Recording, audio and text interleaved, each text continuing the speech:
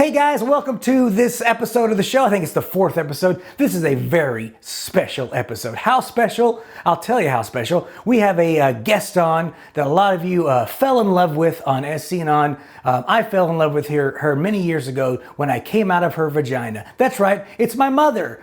She's gonna be on here and you guys ask her a bunch of questions and we're gonna get to as many of them as we can. So please enjoy this intro.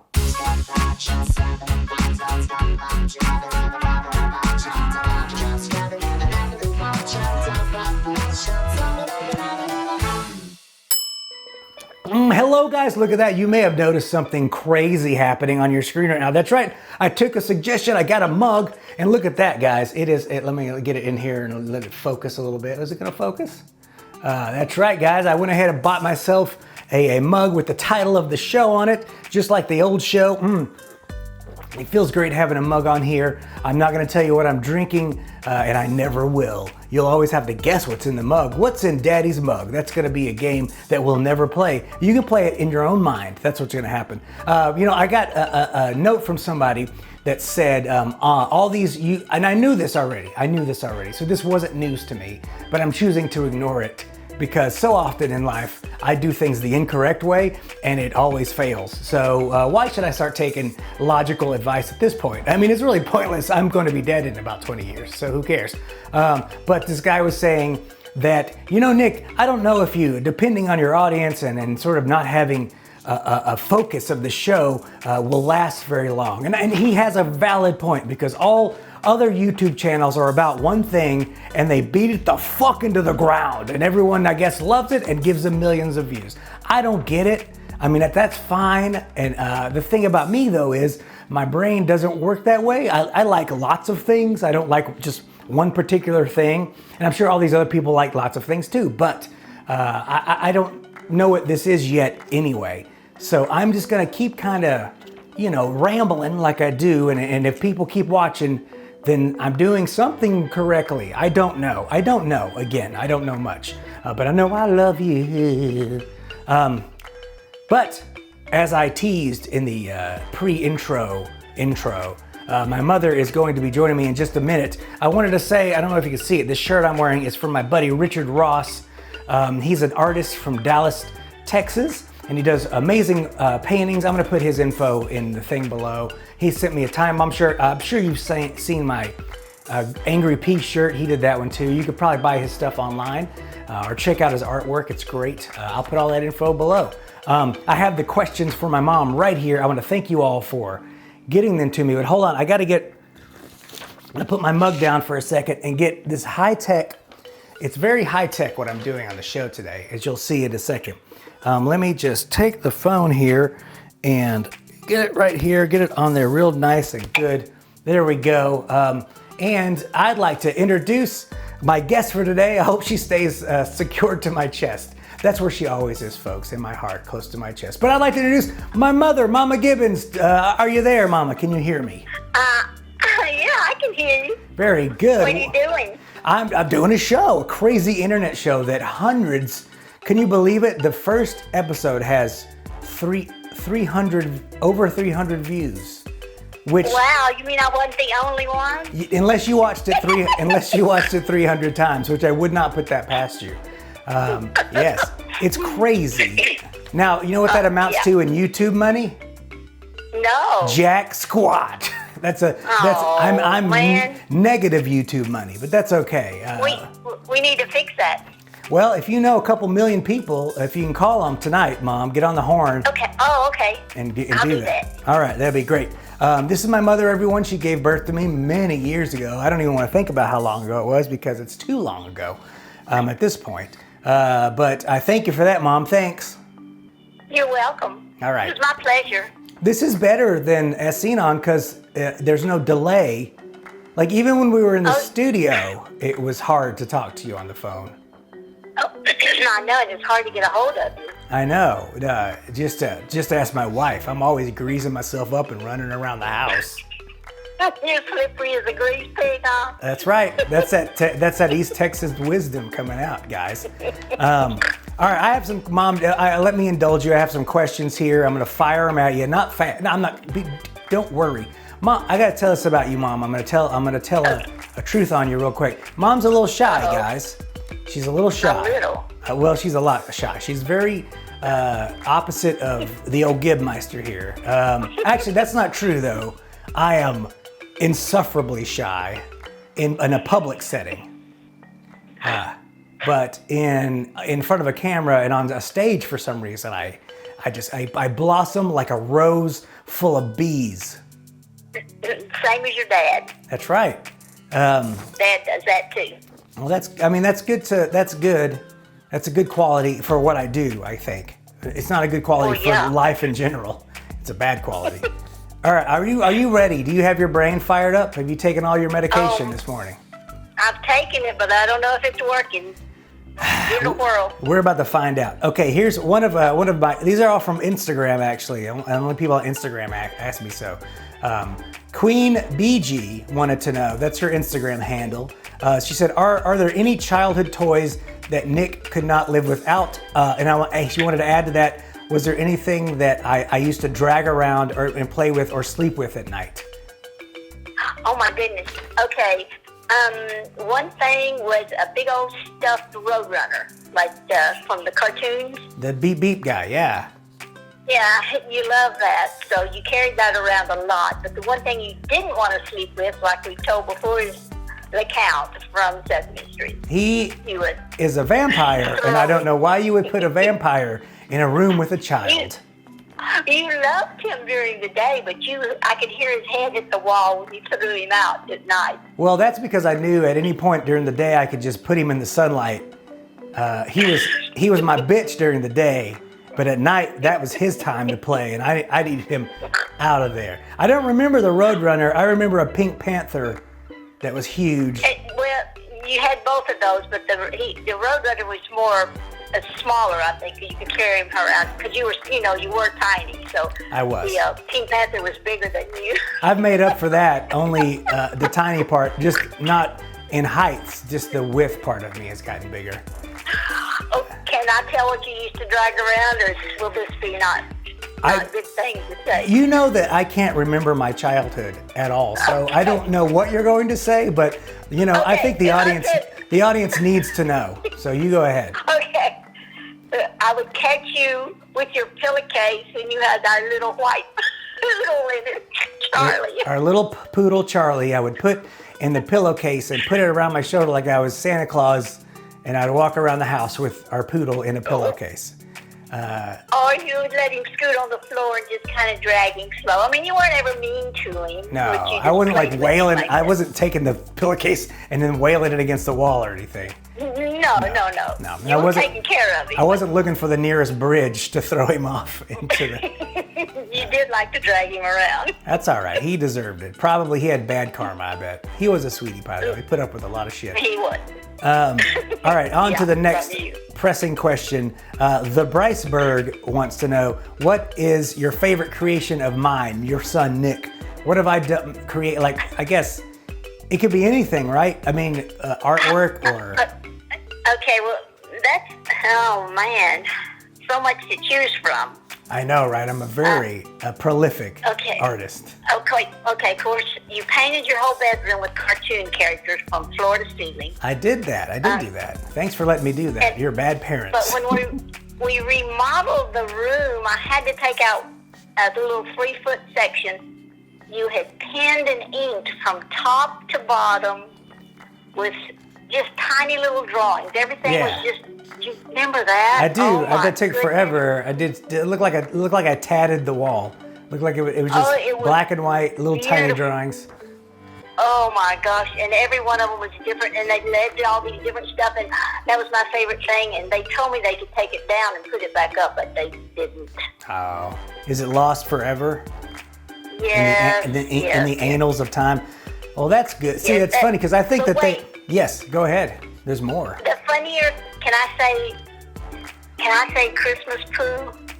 Oh yes, yes you can. You can. That's fine. And can I say Mr. Hanky? Was that his name? Mr. Hanky was the South Park Christmas poo. Yes. Well, this is what you created. You made the entire costume out of paper mache, and it looked just like it. was up over your head, and Yeah. you were in a parade in it. That was hysterical. I remember that. I dressed up. I made an entire full-length bodied, like you would see at an amusement just park, like it. out of paper mache and chicken wire. It took so long, and I'm sure there was a much better way to do that.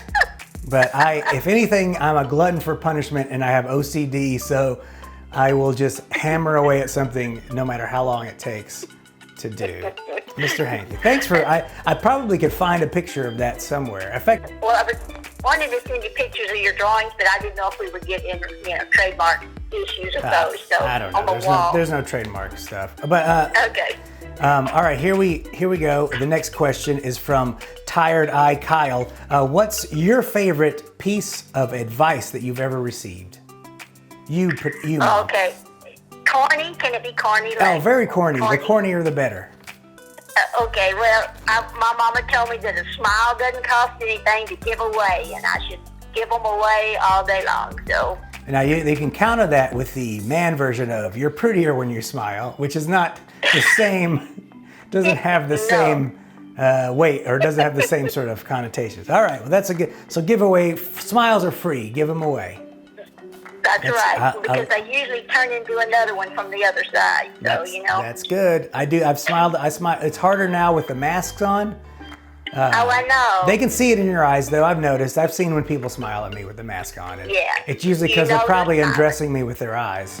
Is what's That's probably right. happening. It's mostly men. Do you blame them? I mean, come I on. don't. I always think people are putting more clothes on me with their eyes.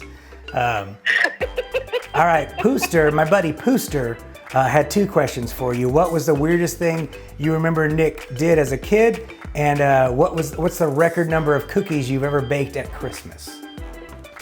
The weirdest thing you ever did? Well, you never crawled. You stood up out of your baby carrier at 10 months and ran. I did Down that. the hall. I don't remember, but yes. It never stopped. It never stopped. I haven't That morning. Oh my gosh. And let me think, cookies. Is that crazy though about you not crawling? I know. There's something psychologically that affects, so maybe that's some of the issue here. Well, I did so much weird stuff that you just stopped thinking it was weird at some point, I would imagine. Yeah. You were just a little off plumb from others, I guess, but that's okay. It's all right. That's how it goes. Yeah. Okay, cookies. All right. My mama made me count them one year. Yeah. Is that what we're talking about? Christmas cookies. Christmas right? cookies. Every year you slowed down. You've slowed down, which is fine, and you should. But at one point in your prime, you would make tons of cookies and just give them away to people all over the The place. Christmas holiday. Yeah. It was. I counted them, and it was 8,000.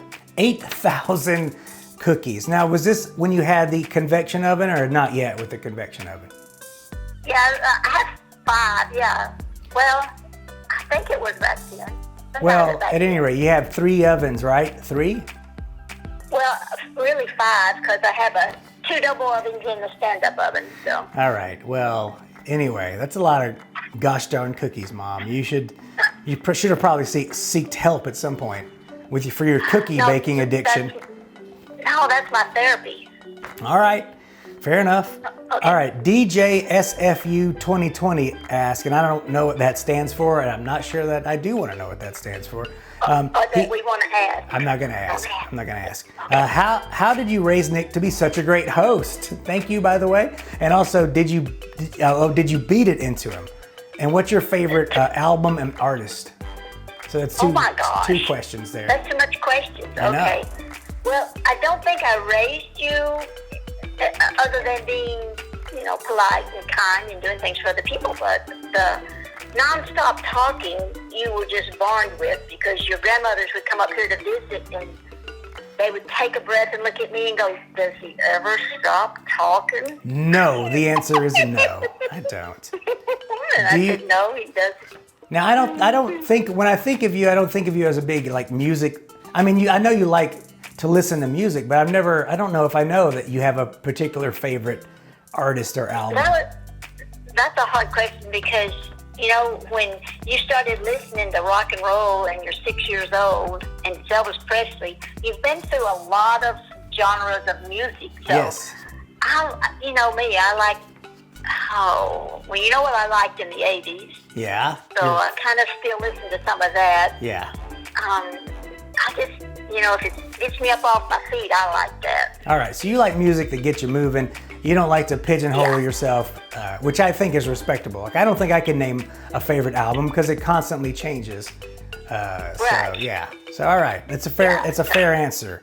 And all right, we'll go to the next question. We're gonna go through these a little faster because I think we're maybe on the precipice of the end of this episode. I think maybe we've outstayed our welcome. Okay. But no, you're fine. I It's me. much. I should be a better time manager, but I'm just not. Matt, I never know how long I've been talking. I should put a timer up. But then again, this is YouTube. We could literally talk for 24 hours and put the video up, and it would be fine. Okay, Crap Master Zach wants to know, what did you think of Fast Driver? I guess my film, Fast Driver. I don't know if he means the DVD or just the film, the cartoon. Well, you made it. It was awesome. Thank you. I mean, what else could I say? You're my mom. You have to say that, but that's okay. So she loved it. All thousand CDs we had, right? Or I'd really rather not talk about how many DVDs I had printed of the DVD to try to sell. Most of those are in a landfill right now, right? No, I wouldn't hear that. I have 100 of them. I saved 100 of them, so I still have 100 of them. Okay, so let's see here. QWERTY Mage, which, do you remember Marcus from high school? Yes. Okay, Marcus. Yeah, this is from Marcus. A question from Marcus. He wants to know. Hi, Marcus. Hi, Marcus. My mom said. He wanted to know, what is your favorite cookie to bake and eat? Oh, to bake?